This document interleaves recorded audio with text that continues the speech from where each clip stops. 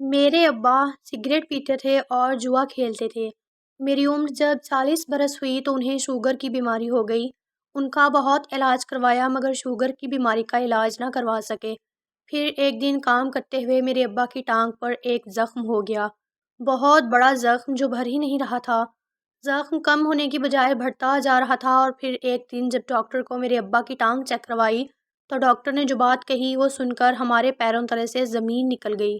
Doctor نے کہا کہ میرے ابا کی ٹانگ کاٹنی پڑے گی۔ یہ بات سن کر ہم سب کے دل دہل گئے تھے اور پھر میرے ابا کی ٹانگ کاٹ دی گئی اور یوں میرے ابا ایک ٹانگ سے معذور ہو گئے۔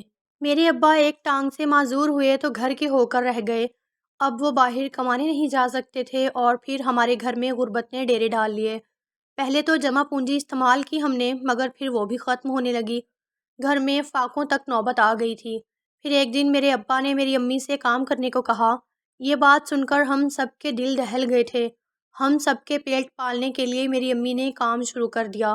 وہ مختلف گھروں میں جاتی اور ان کے گھروں کے کام کیا کرتی تھیں اور پھر ان کو جو پیسے ملا کرتے تھے اس سے ہم اپنے گھر کا خرچہ چلاتے تھے۔ لیکن ہمارا خاندان اتنا بڑا تھا، اتنے کم پیسوں میں گھر چلانا بہت مشکل تھا۔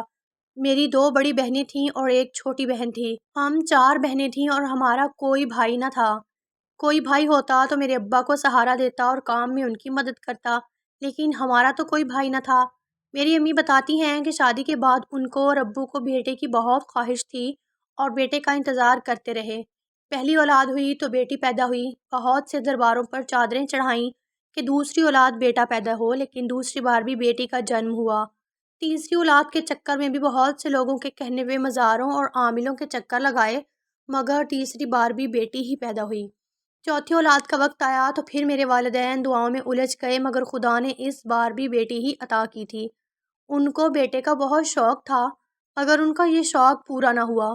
میرے ابا دہاڑی دار مزدور تھے اور مزدوری کر کے پیسے کماتے تھے اور اتنے کما لیتے تھے کہ گھر کا خرچہ پورا ہو جاتا۔ امی بھی گھر میں چھوٹے موٹے کام کر کے پیسے کماتی تھیں لیکن ابا معذور ہوئے تو ساری ذمہ داری امی کے نازک کندھوں پر آ گئی۔ امی سارا دن کام کیا کرتی تھی اور تھکتی نہیں تھیں اور ایسے ہی وقت گزرتا چلا جا رہا تھا۔ ہم چھوٹی تھیں، بڑی ہو گئیں اور پھر وہ وقت آ گیا کہ جب ہم سب بہنوں کے ہاتھ پیلے کر دیے جانے تھے۔ میری سب سے بڑی بہن ارم کے رشتے آنے لگے تھے۔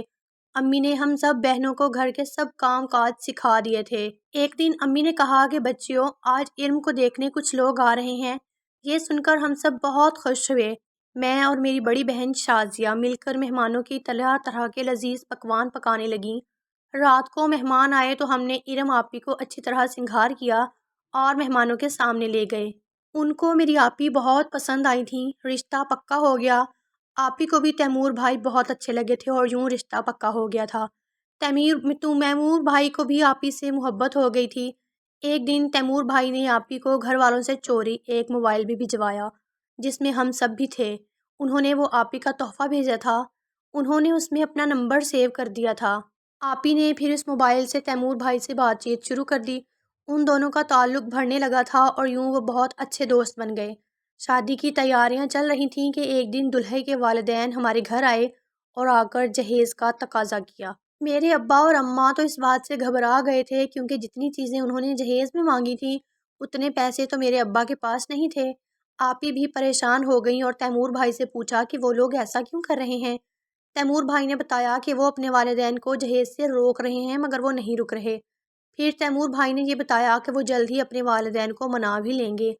وقت گزرتا جا رہا تھا اور میرے اماں بابا نے جہیز نہیں بنایا تھا اور پھر وہ ہوا جو نہیں ہونا چاہیے تھا۔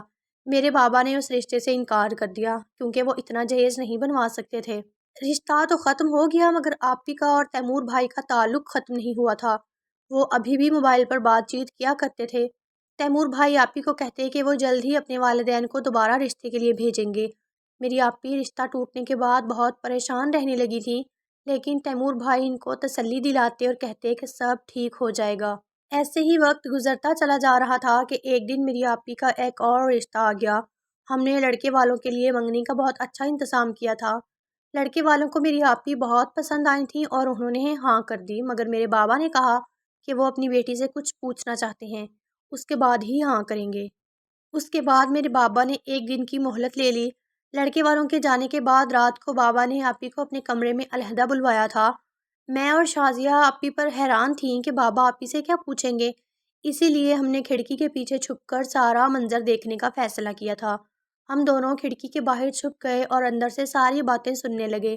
ابا نے آپی کو اپنے پاس بٹھایا اور کہنے لگے کہ بیٹا، میں تمہاری شادی کرنے والا ہوں۔ اگر تمہاری زندگی میں پہلے سے کوئی لڑکا ہے یا تم کسی کو پسند کرتی ہو تو مجھے بتا دو۔ میں نے کچھ نہ کہا، مگر پھر جب ابا نے بار بار پوچھا تو آپی کہنے لگیں کہ وہ تیمور بھائی کو پسند کرتی ہیں۔ یہ بات سن کر ہمارے پیروں تلے سے زمین نکل گئی، کیونکہ ابا اس معاملے میں بہت سخت تھے۔ انہیں نہیں پسند تھا کہ ہم لوگ نامحرموں سے بات چیت بھی کریں۔ مجھے لگا کہ اب ابا آپی کو ماریں گے یا پیٹیں گے، لیکن جو پھر ہوا وہ دیکھ کر ہمارے پیروں تلے سے زمین نکل گئی، کیونکہ ہمیں اس بات کی توقع نہیں تھی کہ ابا یہ کریں گے۔ ابا مسکرائے تھے اور آپی کے سر پر پیار کیا تھا اور کہا تھا، بیٹا گھبراؤ نہیں، تمہاری شادی تو تیمور سے ہی ہوگی، پریشان مت ہو، جہیز کا انتظام ہو جائے گا۔ یہ سب سن کر ہم لوگ بہت حیرت زدہ ہو گئے تھے۔ اس سے بھی حیرت زدہ بات بابا نے یہ کی کہ تمہاری شادی کل ہی ہوگی۔ میں اور شازیہ حیران تھے کہ ایک رات میں بابا کیسے جہیز کا انتظام کریں گے۔ اس کے بعد ہم لوگ اپنے کمرے میں آ گئے، آپی بھی کچھ دیر میں آ گئیں۔ ہم ساری بہنیں ایک ہی کمرے میں سوتی تھیں۔ ہمارے گھر میں 2 کمرے تھے، ایک اماں ابا کا اور دوسرا ہم بہنوں کا۔ آپی واپس آئیں تو بہت خوش تھیں اور خوشی کے مارے جھوم رہی تھیں۔ آپی کی خوشی دیدنی تھی۔ ساری رات ہمیں نیند نہیں آئی تھی، کیونکہ صبح آپی کی شادی ہو جانی تھی اور ہم سب بہت خوش تھے۔ ساری رات ٹپے گاتے رہے اور کمرے میں رقص کرتے رہے۔ رات تو گزر ہی نہیں رہی تھی۔ خدا خدا کر کے صبح ہو گئی۔ ہم نے آپی کو تیار کیا، پھر دلہن والا جوڑا پہنایا اور پھر تیار کر کے بٹھا دیا۔ دوپہر کے وقت ابا مولوی صاحب اور دلہے کے ساتھ وہاں آئے تھے۔ دلہے نے سر پر صحرا پہن رکھا تھا، جس کی وجہ سے چہرہ دکھائی نہیں دے رہا تھا۔ ابا نے دلہے کو بٹھایا اور پھر مولوی صاحب کو اور دوسری طرف گھونگھٹ لیے ہوئے آپی کو بٹھا دیا۔ ابا نے منع کیا تھا کہ آپی کا گھونگھٹ کوئی نہیں اٹھائے گا۔ پھر مولوی صاحب نے آپی کا نکاح پڑھایا۔ حیرت کی بات یہ تھی کہ دلہے کے خاندان میں سے کوئی بھی نہیں آیا تھا، کیونکہ صرف تیمور بھائی آئے تھے، وہ بھی صحرے کے نیچے سر چھپائے۔ پھر نکاح ہو گیا اور رخصتی کا وقت آ گیا۔ ابا نے منع کیا تھا کہ آپی کا گھونگھٹ کوئی نہیں اٹھائے گا، کیونکہ ابا کا کہنا تھا وہ پہلے سے شوگر کے مریض ہیں اور آپی کا چہرہ دیکھ کر وہ مزید پریشان ہو جائیں گے اور بیٹی کو رخصت کرنا ان کے لیے مشکل ہو جائے گا۔ چنانچہ ابا کی بات سب نے مان لی۔ آپی کو دعاؤں کے ساتھ روتے ہوئے ہم سب نے رخصت کیا تھا۔ آپی کے جانے کے بعد گھر ویران ہو گیا تھا۔ شازیہ آپی پر گھر کی ساری ذمہ داری آ گئی تھی اور ان کی جگہ میں نے سنبھال لی تھی۔ ہماری چھوٹی بہن بھی اب ہمیں بڑی لگنے لگی تھی۔ اگلی شادی کی باری شازیہ آپی کی تھی۔ گھر میں سب کچھ بدل سا گیا تھا۔ آپی ہم سے ملنے کبھی نہیں آتی تھیں۔ اس کے علاوہ مجھے لگتا تھا کہ ابا نے سگریٹ کے ساتھ ساتھ نشہ بھی شروع کر دیا ہے۔ وہ اکثر اوقات سوئے ہی رہتے تھے اور بیوی سے بے وجہ لڑتے رہتے۔ ان سے ملنے کچھ عجیب و غریب لوگ آتے تھے، جنہیں دیکھ کر دل کپ کپا جاتا تھا۔ نہ جانے کیوں مجھے لگتا کہ ابا نے غنڈوں اور نشئیوں کی صحبت اختیار کر لی تھی۔ میری آپی کی شادی کے کچھ دن بعد شازیہ آپی کے بھی رشتے آنے لگ گئے تھے۔ ان دنوں ایک دن جب شام کے وقت میں چھت پر گئی تو میں نے چھت پر ایک عجیب نظارہ دیکھا تھا۔ شازیہ آپی چھت پر بالکل اکیلی تھیں اور ہمارے ہمسایوں کا لڑکا دانش ہماری چھت پر تھا، اور آپی اور دانش دونوں بہت ہنس ہنس کر آپس میں باتیں کر رہے تھے۔ جب میں نے یہ سب دیکھا تو میرے پیروں تلے سے زمین نکل گئی۔ میں فوراً گھبرا کر نیچے آ گئی۔ میں ڈر گئی تھی کہ کہیں ابا اس بات پر غصہ نہ ہو جائیں، لیکن پھر خیال آیا کہ بڑی آپی کو تو ابا نے کچھ نہیں کہنا تھا، ہو سکتا ہے شازیہ آپی کو بھی کچھ نہ کہیں، لیکن پھر بھی ایک خوف دل میں تھا اور حیرت بھی تھی کہ کیا سچ میں شازیہ آپی کا دانش سے کوئی تعلق ہے۔ اگلے روز شام کو میں چڑیوں کو دانہ ڈالنے چھت پر گئی تھی، لیکن جب چھت پر پہنچی تو وہی منظر دیکھ کر میرے پیروں تلے سے زمین نکل گئی۔ دانش آج بھی ہمارے چھت پر آیا ہوا تھا اور میری آپی اس سے باتوں میں مصروف تھیں۔ میں گھبرا گئی تھی، میں بھاگنے لگی تھی، مگر آپی نے مجھے دیکھ لیا تھا۔ آپی نے مجھے آواز دے کر روکا اور پاس آنے کو کہا۔ میں ان کے پاس گئی تو آپی نے میرا دانش سے تعارف کروایا اور کہا کہ یہ دانش ہے اور میں دانش سے محبت کرتی ہوں۔ یہ سن کر میں کپ کپا گئی تھی۔ آپی نے بتایا ہم دونوں بہت عرصہ سے ایک دوسرے کو چاہتے ہیں اور روز یہاں چھت پر آ کے باتیں کرتے ہیں۔ آپی کی یہ باتیں سن کر میں بہت حیران ہوئی تھی۔ دانش نے بھی بتایا کہ وہ آپی کو بہت چاہتے ہیں۔ میں نے کہا کہ اگر آپ آپی کو چاہتے ہیں تو ہمارے گھر رشتہ کیوں نہیں بھیج دیتے؟ تو دانش کہنے لگا میں بہت جلد اپنی امی کو بھیجوں گا رشتے کے لیے۔ میں ان سے بات کر کے نیچے آ گئی۔ میری خالہ ہمارے گھر آئی ہوئی تھیں لیکن مجھے نہیں پتہ تھا کہ کیوں آئی ہوئی ہیں۔ شام کو امی نے جب مجھے خالہ کے آنے کی وجہ بتائی تو میں کپ کپا کر رہ گئی، کیونکہ امی نے بتایا کہ خالہ اپنے بیٹے فرقان کے لیے میرا ہاتھ مانگنے آئی ہیں۔ میں ایک طرف خوش بھی تھی اور ایک طرف پریشان بھی۔ فرقان کو میں پہلے سے ہی پسند کرتی تھی۔ آج جب خالہ رشتہ لائی تھیں تو میں خوشی سے پھولے نہیں سما رہی تھی۔ امی نے بتایا کہ انہوں نے خالہ کو انکار کر دیا ہے۔ یہ سن کر میں کب کبا گئی۔ امی نے کہا کہ پہلے شازیہ آپی کا رشتہ ہوگا، پھر تمہارے بارے میں سوچیں گے۔ صبح ہی ہوئی تو شازیہ آپی کو دیکھنے کچھ لوگ آئے تھے اور ان کو شازیہ آپی بہت پسند آئیں، مگر ابا نے پھر وہی بات کہی کہ میں جب تک اپنی بیٹی سے نہیں پوچھوں گا تب تک فیصلہ نہیں کر سکتا، اور پھر رات کو ابا نے شازیہ آپی کو اپنے کمرے میں بلا لیا تھا۔ میں اور منی چھپ کر باتیں سن رہے تھے۔ ابا آپی سے کہہ رہے تھے کہ اگر تم کسی کو پسند کرتی ہو تو بتا دو، ورنہ میں رشتے کے لیے ہاں کر دوں گا۔ آپی بہت خاموش رہیں، پھر اس نے ابا سے کہا کہ دانش کو پسند کرتی ہوں، اور پھر آپی نے ابا کو سب کچھ بتا دیا۔ ابا نے کہا کہ بیٹا تمہاری شادی دانش سے ہی ہوگی اور کل ہی ہوگی۔ آپی واپس آئیں تو بہت خوش تھیں۔ مجھے ارم آپی کی شادی سے پہلے کی رات یاد آ گئی۔ وہ بھی ایسے ہی خوش تھیں اور ان کی شادی ہوئی تھی، لیکن آپی شادی کے بعد کبھی بھی ہم سے ملنے نہیں آئی تھیں اور نہ ہی کبھی رابطہ کیا تھا۔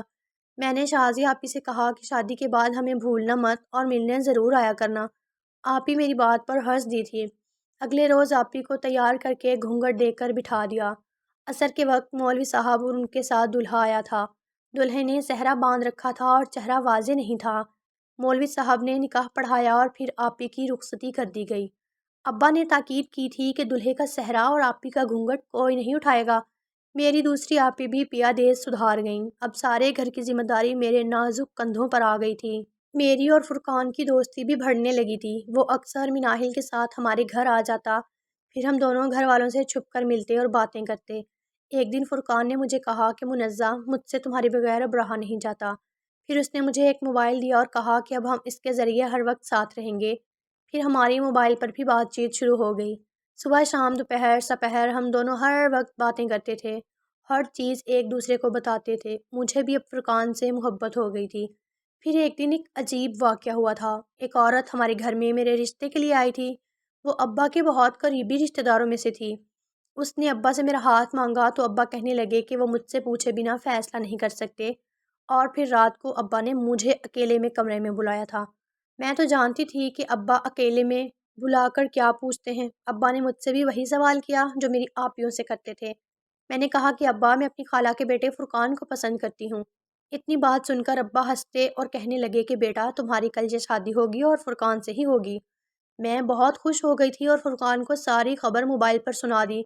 فرقان بھی بہت خوش ہوا تھا۔ میں نے اسے کہا کہ کل میرے بابا تم لوگوں کے گھر بھی آئیں گے، اور اس لیے میں اپنا فون بند کر رہی ہوں کیونکہ میں چاہتی ہوں کہ اب ہم نکاح کے بعد ایک دوسرے کو سرپرائز دیں۔